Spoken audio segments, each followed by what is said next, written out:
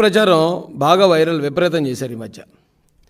ఎందుకు ఈ ఫేక్ ప్రచారం మొదలుపెట్టారంటే 2024 ఎలక్షన్లో ది గ్రేట్ నారా చంద్రబాబు నాయుడు గారు ఈ రాష్ట్రంలో ఉన్న మంచివాళ్ల సహకారంతో వైసీపీ పార్టీని సమాధి చేయడం జరిగింది. అందరూ అనుకుంటున్నారు ఓడించారేమో అని. ఓడించటం కాదండి, వైసీపీని సమాధి చేశారు నారా చంద్రబాబు నాయుడు గారు. ఆ సమాధిలో నుంచి ఇప్పుడు ప్రేతాత్మగా మారిన వైసీపీ యాజ్ యూజువల్ మళ్ళీ ఫేక్ ప్రచారాలు మొదలుపెట్టింది. గతంలో అరుంధతి అని ఒక సినిమా వచ్చిందండి. ఆ సినిమాలో ఇలాగే ఒక అఘోర ప్రజలందరినీ మానభంగాలు చేస్తూ వాళ్ళని హింసిస్తూ హత్యలు చేస్తూ ఇప్పుడు వైసీపీ ఏ అయితే పనులు చేసిందో అయ్యే పనులు ఆ సినిమాలో విలన్ చేస్తూ ఉంటే ఆ సినిమాలో కూడా అలా బ్రతికొండగానే సమాధి చేసేస్తారు. సేమ్ చంద్రబాబు నాయుడు గారు కూడా అంతకన్నా ఘోరంగా 1000 మంది దుష్ట అఘోరాలు చేసే పనులు చేస్తున్న వైసీపీని ప్రజల సహకారంతో ఆయన కూడా సమాధి చేయడం జరిగిందండి. అయితే ఆ సినిమాలో ప్రేతాత్మగా మారిన ఆ అఘోర బయటికి రావడానికి ప్రయత్నిస్తూ ఉంటాడు. సేమ్ ఇప్పుడు వైసీపీ కూడా ఆ సమాధిలోంచి బయటికి రావడానికి మళ్ళీ ఈ దుష్ట ప్రచారాలను మొదలుపెట్టింది. ఎక్కడ చూసినా హత్యలు జరిగిపోతున్నాయట, అత్యాచారాలు జరిగిపోతున్నాయట, దారుణాలు జరిగిపోతున్నాయట. ఇప్పుడు అదే ప్రచారం చేస్తున్నారు.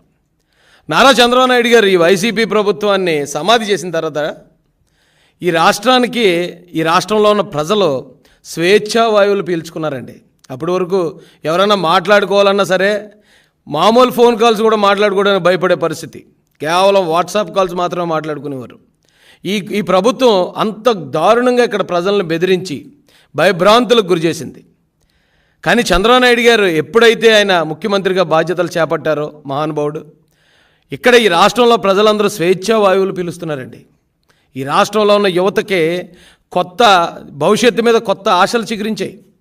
ఒక పక్కన పోలవరం నిర్మాణం ఊపందుకుంది, మరో పక్కన రాజధాని నిర్మాణం జరుగుతుంది, ఇంకొక పక్కన స్టీల్ ప్లాంట్ని మేము ప్రైవేటీకరణ చేయట్లేదు, దానికి మేము మైన్స్ కూడా కేటాయిస్తామని కేంద్ర మంత్రులే వారు వచ్చి స్టేట్మెంట్లు ఇస్తున్నారు.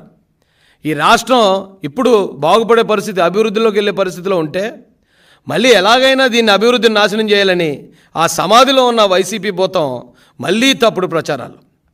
మీకు గుర్తుందో లేదో, కోడికత్తి అని ఒక డ్రామా ఎవరో కుర్రోడు జగన్మోహన్ రెడ్డిని గీసాడట. ఆ కుర్రోడు వెళ్ళి ఒక టీడీపీకి సంబంధించిన నాయకుడి రెస్టారెంట్లో పనిచేస్తున్నాడట. కాబట్టి ఇది చంద్రబాబు నాయుడు గారే చేయించారని చెప్పి తప్పుడు ప్రచారం చేసి బోల్తా కొట్టిన దొంగలు వెళ్ళు. అలాగే సొంత బాబాయిని గొడ్డలతో వాళ్లే నరికేసుకుని, లేదు చంద్రబాబు నాయుడు గారే కత్తించుకుని నరికేశారని ప్రచారం చేసిన దొంగ బడవలు వెళ్ళు. అందుకే కదండి ఈ రోజున రాష్ట్రంలో వీళ్ళని 11కి పరిమితం చేసి మూలన కూర్చోబెట్టినా ఇంకా వీళ్ళ బుద్ధి మారలేదు.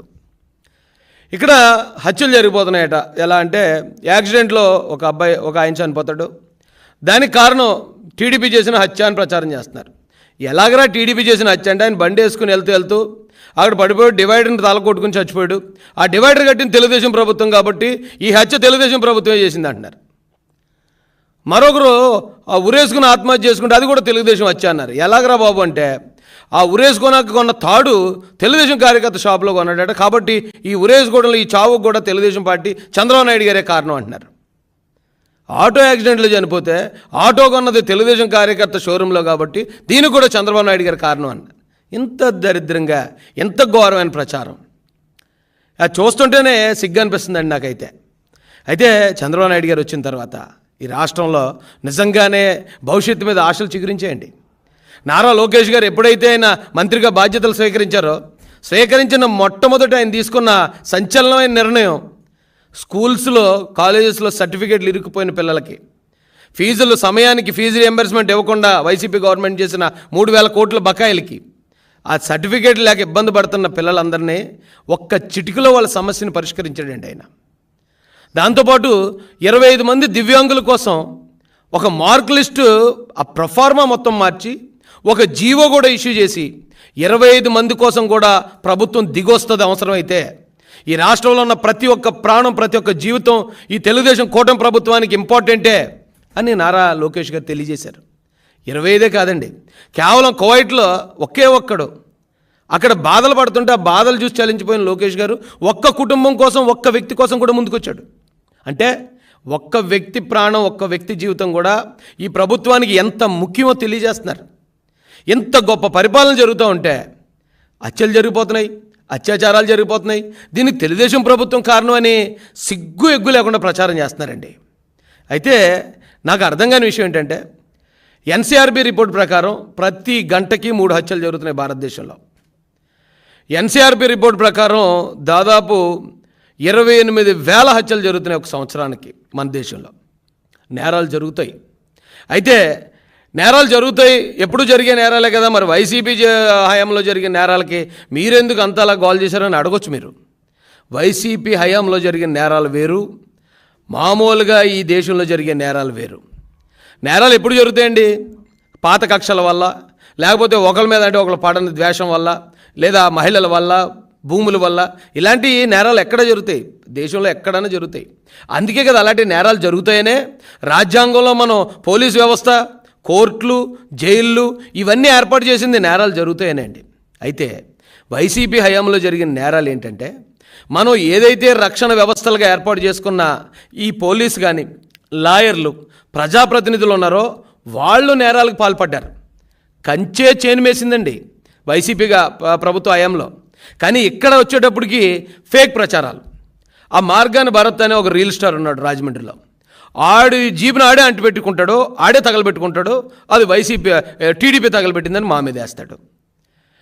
మరొక చోట తూర్పుగోదావరి జిల్లాలో అంబేద్కర్ విగ్రహాల మీద దాడి జరుగుతుంది.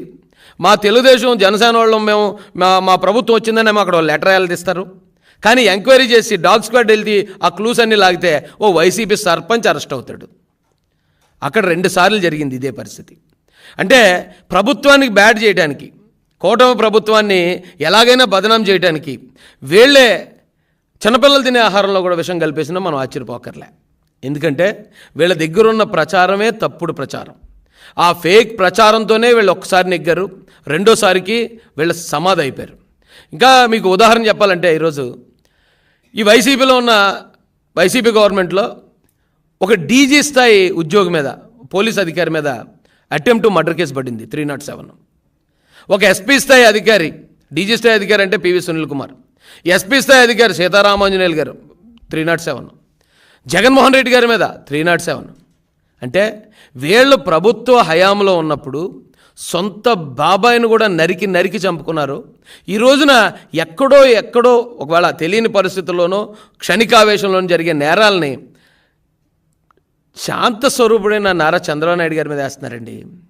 నారా చంద్రబాబు నాయుడు గారు మమ్మల్ని దాడులు చేయమని తెలుగుదేశం కార్యకర్తలకు చెప్పరండి. ఆయన మేము ప్రతిపక్షంలో ఉండి మేము దాడులకు గురవుతున్నప్పుడు, హత్యా ప్రయత్నాలకు గురవుతున్నప్పుడు, తప్పుడు కేసులకు గురవుతున్నప్పుడు, సార్ మన గవర్నమెంట్ వస్తే మేము ప్రతీకారం తీర్చుకునే అవకాశం మాకు కావాలని మేము అడిగినప్పుడు నారా చంద్రబాబు నాయుడు గారు మాతో మాట చెప్పారండి. ఆయన ఒక కథ చెప్పారు మాకు.